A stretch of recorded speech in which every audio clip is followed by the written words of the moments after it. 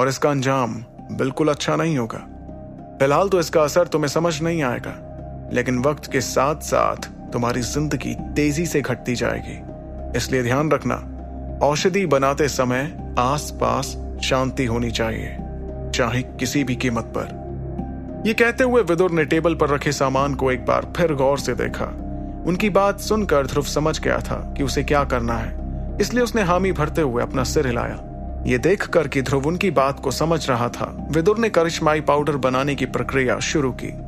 उन्होंने अपने दोनों हाथों को रगड़ा, जिससे उनके हाथों पर एक सफेद रोशनी दिखाई दी। फिर उस रोशनी को काबू में लाते हुए विदुर ने ध्रुव की तरफ देखा, जो इस रोशनी को देखकर हैरान दिख रहा था। ये देखकर विदुर ने मुस्कुराते हुए उसे बताया, ध्यान रखना, एक हकीम कितना अव्वल दर्जे का है, ये तुम्हें उसके हाथ से निकलती रोशनी के रंग से पता चल जाएगा। विदुर के हाथ से निकलती रोशनी को देखकर ध्रुव की आंखें हैरानी में बड़ी हो गईं। लेकिन इसके पहले कि वो कुछ कहता, विदुर ने मुस्कुराते हुए कहा, मामूली हकीमों के हाथ की रोशनी का रंग हल्का पीला होता है, और जैसे जैसे उनका रैंक बढ़ता जाता है, रोशनी का रंग और गहरा होता जाता है और उसकी ताकत भी बढ़ जाती है। यह सुनकर चौंकते हुए ध्रुव ने विदुर से सवाल किया, आचार्य, अगर ऐसी बात है तो फिर आपके हाथ से निकलती रोशनी का रंग सफेद क्यों है? सवाल सुनकर विदुर ने जोर से हंसते हुए ध्रुव को जवाब दिया, मैं मामूली हकीमों की बात कर रहा हूं ध्रुव। मेरी गिनती मामूली हकीमों में नहीं होती है। मेरे जैसे हकीम रोशनी लाने के लिए शक्ति का इस्तेमाल नहीं करते, बल्कि हम तो रोशनी उधार में लेते हैं। ये बात सुनकर ध्रुव को कुछ समझ नहीं आया। आखिर कोई रोशनी कैसे उधार ले सकता था? वो इस वक्त विदुर को देख रहा था, जिसके चेहरे पर मुस्कुराहट बरकरार थी।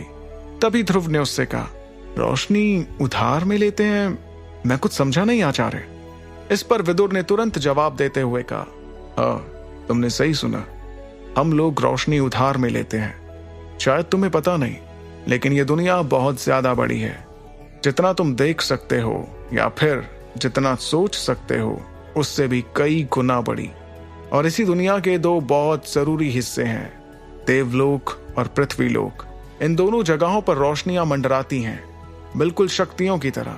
लेकिन ये रोशनियां कहां से आईं, ये कोई नहीं जानता। ये शायद सूरज के फटने से आई थीं, या फिर देवलोक से गिरी उल्का पिंड से। लेकिन दावे के साथ कोई कुछ नहीं कह सकता। एक बात तो जरूर है, इन रोशनियों की ताकत शक्तियों की रोशनी से बहुत ज्यादा है। इस रोशनी से करिश्माई पाउडर बनाना बहुत फायदेमंद साबित होता है। लेकिन जैसे हर सिक्के के दो पहलू होते हैं, वैसे ही इन दिव्य रोशनियों का भी एक खतरनाक पहलू है, और वो ये है कि ये शक्तियां बहुत मुश्किल से मिलती हैं, और जब मिलती हैं तो इन्हें काबू करना बिल्कुल आसान नहीं होता। उन्होंने ये कहकर देखा कि ध्रुव इस वक्त उनकी बातों में पूरी तरह से खो गया था, इसलिए विदुर ने बात आगे कहने का फैसला किया। बहुत से हकीम अपनी पूरी जिंदगी लगा देते हैं दिव्य रोशनियों की तलाश में, लेकिन फिर भी वो उसे ढूंढ नहीं पाते। और ऐसा इसलिए क्योंकि इन रोशनियों को काबू में करने के लिए इन्हें अपने शरीर में उतारना होता है। मगर ये शक्तियां सब तहस नहस करने को तैयार रहती हैं, इसलिए कोई भी इन्हें आसानी से काबू नहीं कर पाता। यहां तक कि सबसे कठोर हीरा भी इन रोशनियों की ऊर्जा को नहीं संभाल पाता। तो फिर एक शरीर तो चुटकियों में जलकर राख हो जाएगा।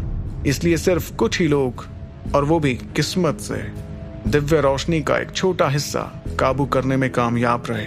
एक बार जब रोशनी शरीर से मिल जाती है तो हकीम ऐसे ऐसे काम कर सकता है जिसके बारे में बाकी लोग कभी सोच भी नहीं सकते।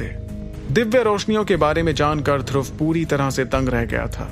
वो विदुर के हाथ से निकलती सफेद रोशनी को घूर रहा था, क्योंकि वो अब जान गया था कि ये रोशनी कितनी ताकतवर है। तभी ध्रुव को उस रोशनी के बारे में और जानने की इच्छा हुई, इसलिए उसने अपने आचार्य से कहा, आचार्य, मुझे रोशनियों के बारे में और बताइए ना। और आपने ये तो बताया ही नहीं कि आपकी रोशनी का रंग सफेद क्यों है। ये सुनकर विदुर ने मुस्कुराते हुए कहा, मैं तो भूल ही गया था। तो अब जब तुम ये जानते हो कि दिव्य रोशनी क्या होती है, तो तुम्हें यह भी पता होना चाहिए कि हमारे जैसे हकीमों के लिए दिव्य रोशनियों की भी एक रैंकिंग होती है, जिसमें कुल मिलाकर 23 रैंक्स होती हैं, और मैं अभी 11वें रैंक पर हूं। मेरी दिव्य रोशनी का नाम है सफेद शीत रोशनी।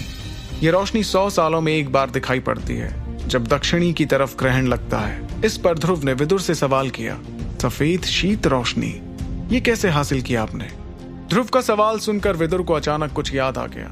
उसने चेहरे पर हल्की सी उदासी के साथ ध्रुव से कहा, इस सफेद शीत रोशनी को पाने के लिए मुझे 8 साल का तप करना पड़ा, वो भी एक छोटी अंधेरी जगह पर। और जैसे ही मैंने इस रोशनी को अपने शरीर में उतारना चाहा, सारी तैयारियों के बावजूद भी मैं लगभग राख बन गया था।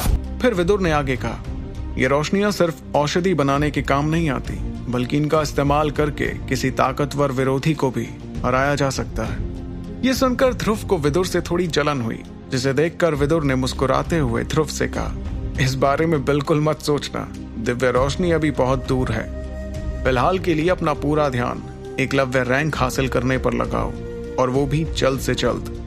आगे की कहानी जानने के लिए देखिए अगला एपिसोड सिर्फ पॉकेट एफएम के यूट्यूब चैनल पर, और सुपर योद्धा के सारे एपिसोड्स को सुनने के लिए डिस्क्रिप्शन में दी लिंक से डाउनलोड करें पॉकेट एफएम ऐप।